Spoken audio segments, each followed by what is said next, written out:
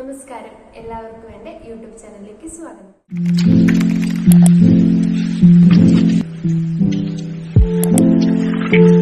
2019 കണക്ക് പ്രകാരം ലോകത്തുള്ള മൊത്തം ആളുകളിൽ 100 കോടിയിലധികം ആളുകൾക്ക് മൈഗ്രെയിൻ കാണപ്പെടുന്നുണ്ട്.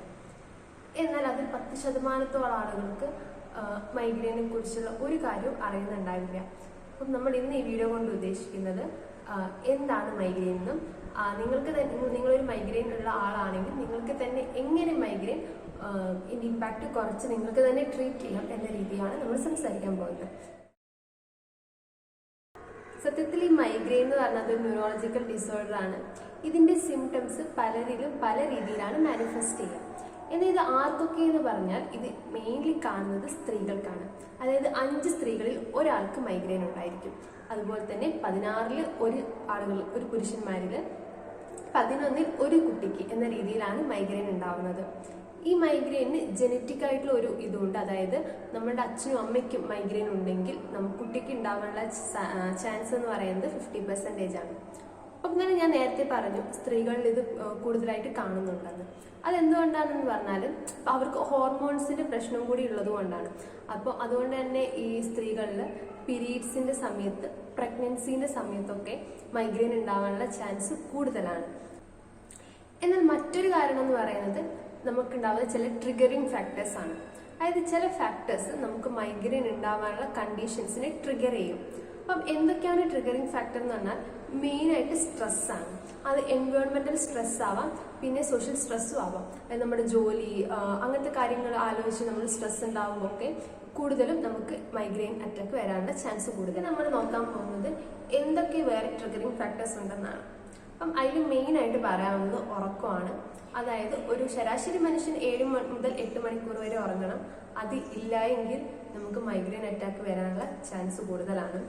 പിന്നെയുള്ളത് ചില ഫുഡാണ്. അതായത് ചോക്ലേറ്റ്, ഓറഞ്ച് പോലെയുള്ള ഫുഡ് പലരിലും മൈഗ്രെയിൻ ഉണ്ടാക്കാനുള്ള ചാൻസ് ഉണ്ട്. അതുപോലെ തന്നെ ചില കണ്ടീഷൻ, അതായത് നമ്മൾ ചില പെർഫ്യൂംസ് ഉണ്ടാവുമല്ലോ, ചന്ദനത്തിരി, ഇത്തരം കാര്യങ്ങൾ മണക്കുമ്പം, പിന്നെ ഒത്തിരി വെയിലടിക്കുമ്പം, അല്ലെങ്കിൽ ഒത്തിരി സൗണ്ട്, ഒത്തിരി ലൈറ്റ്, ഇതൊക്കെ ചിലരിൽ മൈഗ്രെയിൻ അറ്റാക്ക് ഉണ്ടാവാനുള്ള ചാൻസ് കൂട്ടി കൊണ്ടുവരുന്നുണ്ട്. അപ്പം നമ്മൾ ഈ മൈഗ്രെയിനിന്റെ കൂടുതൽ സിംറ്റംസിലേക്കാണ് പോകുന്നത്.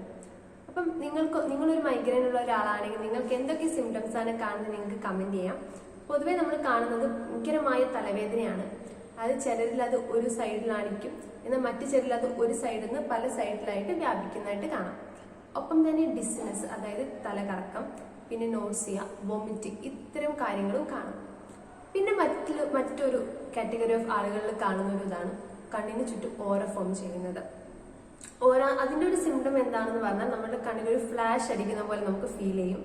പിന്നെ ഒരു മുഖത്തിന്റെ ഒരു ഭാഗത്ത് നംനെസ്, അതായത് ഒരു തരിപ്പ് പോലെ നമുക്ക് കാണും.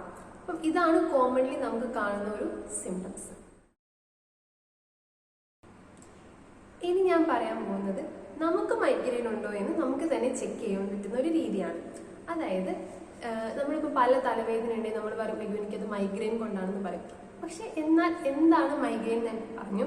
അപ്പൊ നമുക്ക് മൈഗ്രെയിൻ ഉണ്ടോ എന്ന് നമുക്ക് എങ്ങനെ എളുപ്പത്തിൽ മനസ്സിലാക്കാം എന്ന് പറഞ്ഞാൽ, നിങ്ങൾക്ക് സഹിക്കാൻ പറ്റാത്ത ഒരു തലവേദന ഉണ്ട്, അതോടൊപ്പം നിങ്ങൾക്കൊരു സെൻസിറ്റിവിറ്റി ഇഷ്യൂ, അതായത് ലൈറ്റിൽ നിന്നോ സൗണ്ടിൽ നിന്നോ ഒരു സെൻസിറ്റിവിറ്റി ഇഷ്യൂ ഉണ്ടെങ്കിൽ, ഇതോടൊപ്പം നിങ്ങൾക്ക് മനം പുരട്ടലോ ഛർദിയോ ഉണ്ടെങ്കിൽ നിങ്ങൾക്കൊരു മൈഗ്രെയിൻ ഉള്ള ഒരു കണ്ടീഷൻ ഉണ്ട് എന്നതാണ്. ഇനി നിങ്ങൾ ഒരു മൈഗ്രെയിൻ ഉള്ള വ്യക്തിയാണെങ്കിൽ നിങ്ങൾക്ക് സ്വയമായിട്ട് അതെങ്ങനെ ട്രീറ്റ് ചെയ്യാം എന്നാണ് ഞാൻ പറയാൻ പോകുന്നത്. അതിനുവേണ്ടി നമുക്ക് സീഡ് എന്നൊരു വാക്കെടുക്കാം. ഇതിൽ എസ് എന്ന് പറയുന്നത് സ്ലീപ്പാണ്. അതായത് ഒരു ശരാശരി മനുഷ്യൻ 6 മുതൽ 8 മണിക്കൂർ വരെയെങ്കിലും ഉറങ്ങിയിരിക്കണം. രണ്ടാമതെന്ന് പറയുന്നത് എക്സസൈസ് ആണ്. നമ്മൾ റെഗുലർ ആയിട്ട് നിങ്ങൾ എക്സസൈസ് ചെയ്യാൻ ശ്രമിക്കുക. ഒരു ദിവസം മിനിമം 30 മിനിറ്റെങ്കിലും നിങ്ങൾ എക്സസൈസ് ചെയ്യുക. ഇനി മൂന്നാമത്തെ ലെറ്റർ ആയിട്ടുള്ള ഇ എന്ന് പറയുന്നത് ഈറ്റ്, അഥവാ നിങ്ങളുടെ പ്രോപ്പർ ഡയറ്റ് ആണ്.